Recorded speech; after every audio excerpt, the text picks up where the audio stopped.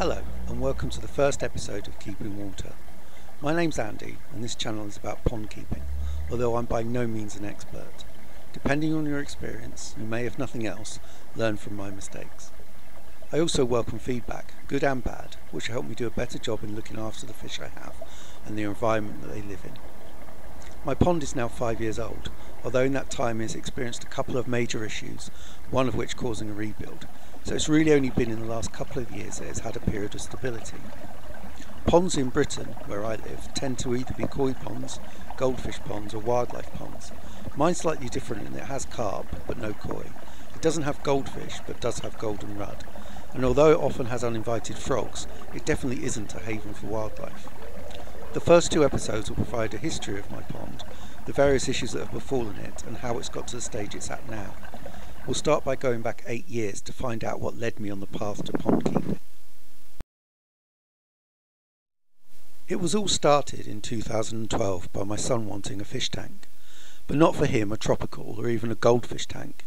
He wanted to keep native fish, the kind you could find in the lakes near to where we live. We started with 5 rudd and 2 carp, which were later on joined by 2 bream and a gudgeon. However, these latter fish were somewhat battered by the carp at feeding times and unfortunately didn't make it. We knew when setting up this tank that the fish would soon outgrow it, our future options being to either pass them on to someone with a pond or make our own pond. It only took a couple of years for them to grow too big and need a larger and better environment. Although they appeared quite happy and unbothered by their limited confines, feeding from our hands, greeting us when we came near the tanks, generally being quite tame, we clearly had a decision to make about their future living arrangements. To be honest, we didn't really consider giving them to someone else, so, fortunately for this video and channel, we decided there was really only one course of action.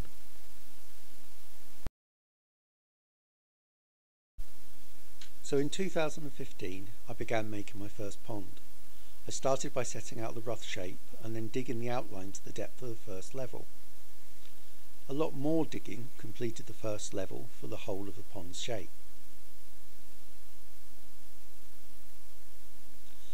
As all pond owners discover, a comparatively small amount of digging produces a lot of loose earth.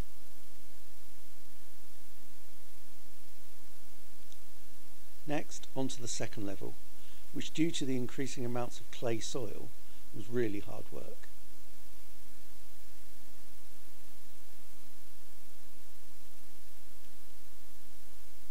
Then, inevitably, onto the third level, and for reasons I can't quite remember, a fourth level, which was silly, so I dug some more and just made the third level deeper.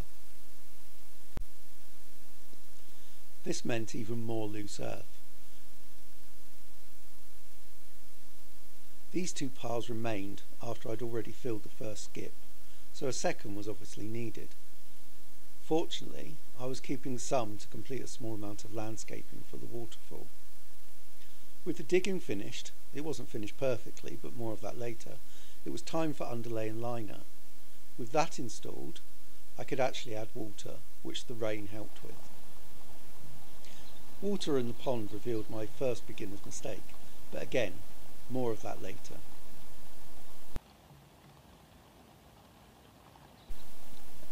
I then added the pump and pressure filter, beginner's mistake number 2, and then added a splitter and a waterfall, which, with some landscaping, mismatched stones and planting, didn't look too bad.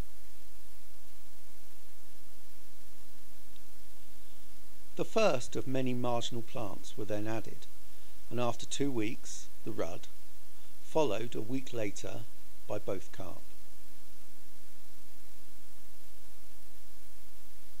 What you may spot in this photo, and certainly will in the next one, was mistake number 3. Due to budgetary reasons, I'd bought really cheap artificial turf, which looked like a carpet rather than grass.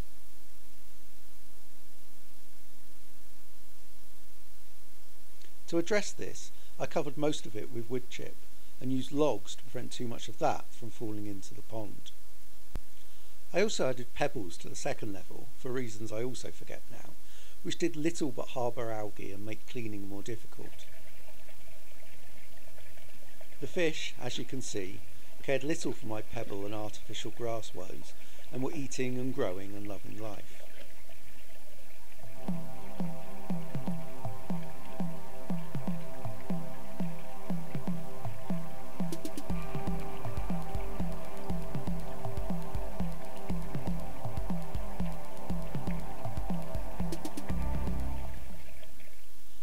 I also added some rocks to hide the liner on the high side, with some grassy marginal plants and also some lilies.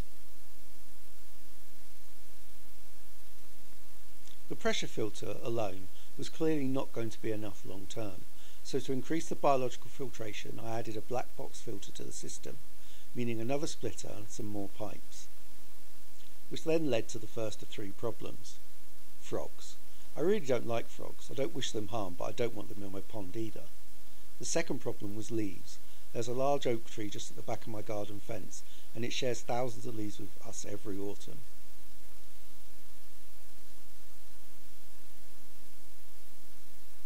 The third problem was the biggest. A pipe was either knocked off or came loose between the pressure filter and black box, and water was then pumped into the garden. As the pond emptied, the water collected underneath the liner. I lifted the liner and placed the pump underneath it, and pumped the water to the field behind my garden. The solution wasn't too bad really, but at the time I wasn't happy. Really not happy. Anyway, into 2016 I decided that a way to hide and protect as much of the pipework as possible was needed. What I ended up with was definitely a case of function over form, and I pretty much disliked it from the moment it was finished. I had pretty poor DIY skills then, which have not really improved much since, and in addition I used a lot of offcuts and unsuitable materials. Oh hum.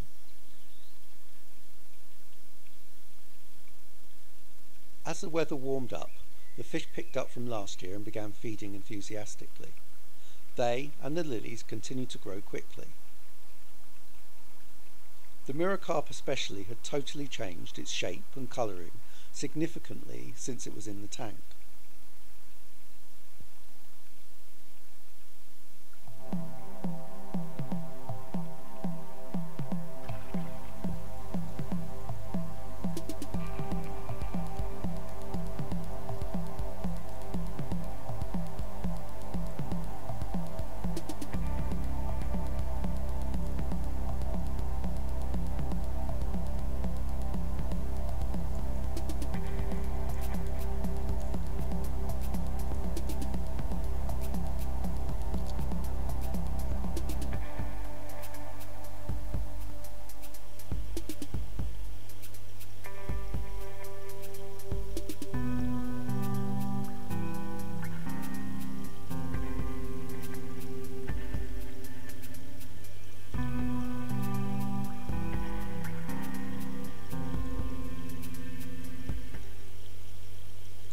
I couldn't stand the ugly box any longer, so ripped it down, to be replaced by a mini raised bed around the box filter.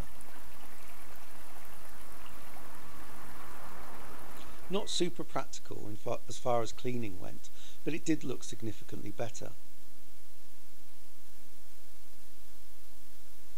Into autumn, and it was time again to net the fish to check on them before winter, where the change in colour, shape and size was even more pronounced.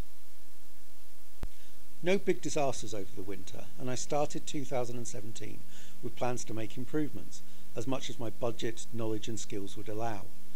The fish were, as usual, quite inquisitive around the GoPro.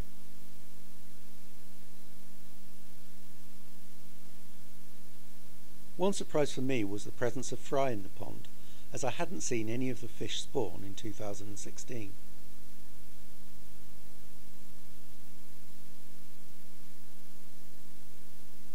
This spring the rudd were not so secretive and would spawn amongst the plants in the evening for days on end. This was quite difficult for the lone female, as the 4 males continually pestered her. She survived with just some scratches and lost scales. However, no more fry developed from this spawning.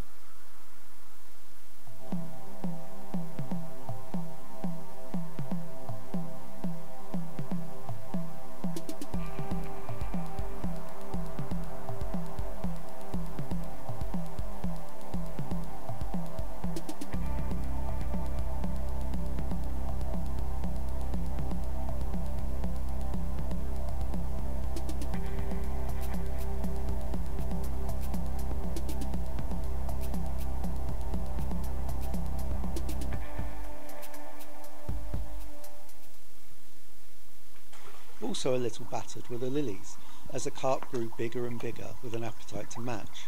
I took them out and replaced them with more marginal plants.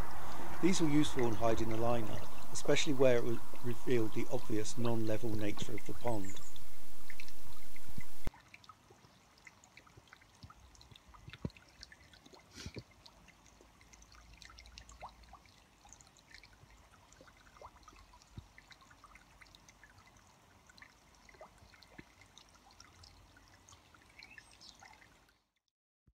In the summer, I started the process of upgrading the filtration. I began by dismantling the raised bed and removing the box filter, although I saved the plants.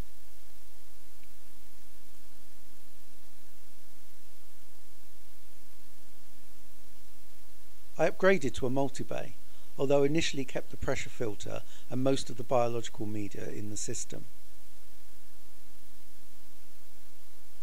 I added drainage, although that didn't work out perfectly. I also added the plants to the front to soften the view.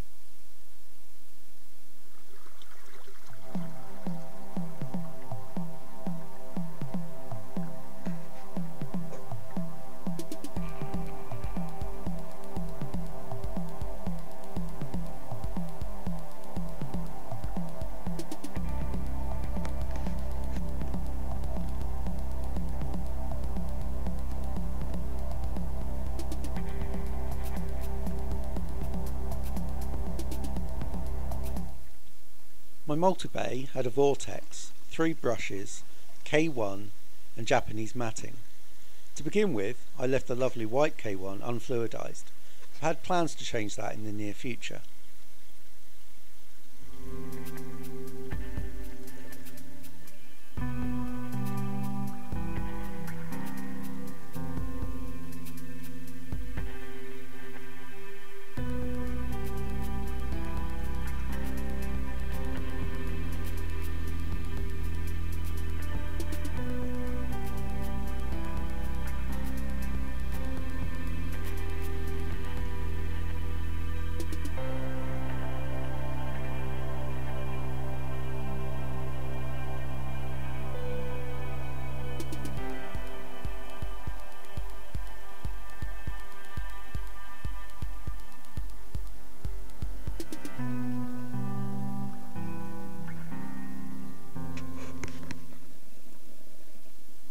The carp were getting increasingly used to me putting the GoPro in the pond, although it seems that maybe the novelty was wearing off for them.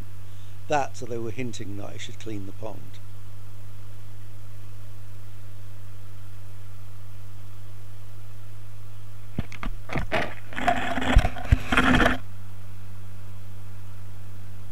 Autumn inspection time again, and the common especially was looking in perfect condition.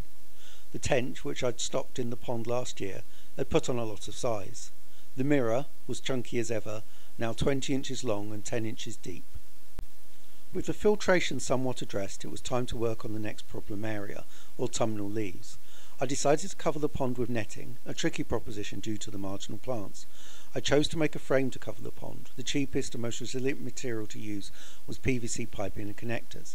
The finished frame and netting was a little ugly and reduced the visibility of the pond. It was also only partially successful. Leaves still got through, especially when wet, and even adding a fine netting didn't solve this completely. The next improvement was to add a UV unit and an air pump to fluidise the K1.